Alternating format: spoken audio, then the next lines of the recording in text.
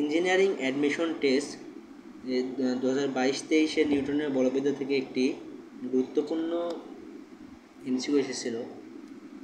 সেটা হচ্ছে, গরম বাতাসে পরিপূর্ণ এম ভরের একটি বেলুন ঝুড়িসহ পৃথিবীর দিকে ধ্রুব ত্বরণ এতে নেমে আসছে।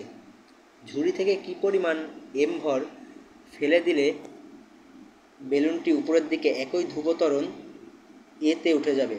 সকল ক্ষেত্রে বেলুনটির আয়তন একই ছিল বলে ধরে নেওয়া হলো। জি, অভিকর্ষীয় ত্বরণ। এখানে অপশান 5টা ছিল, আমরা 4টা রাখছি।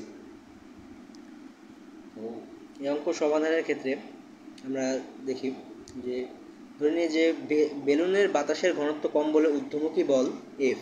এখন বেলুনের ওপরে কয়টা বল কাজ করছে তা আমরা দেখি।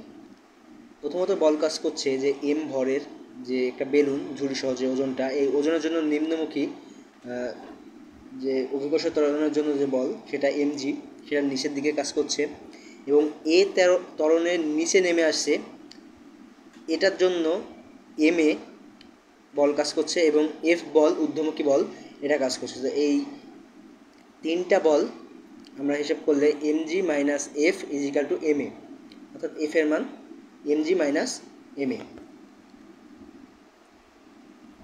দ্বিতীয় ক্ষেত্রে যে এ ত্বরণে যখন উপরে উঠবে, অর্থাৎ ঝুড়ি থেকে কী পরিমাণ ছোটো হাতের ভর ফেলে দিলে বেলুনটি উপরের দিকে একই ধ্রুব ত্বরণ এতে উঠে যাবে।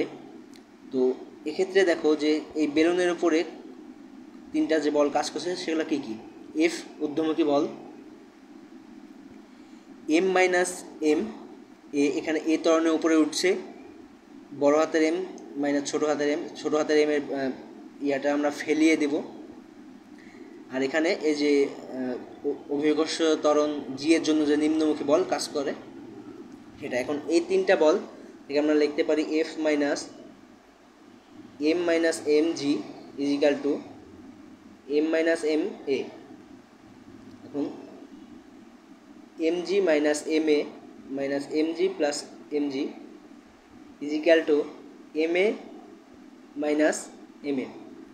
তো M G plus M G equal to M A plus M A, অর্থাৎ বড় হাতেরগুলো একদিকে, বড় হাতের এম এগুলো একদিকে করলাম, ছোট হাতেরগুলো একদিকে। তাহলে এম সমান সমান 2a by G plus A into M.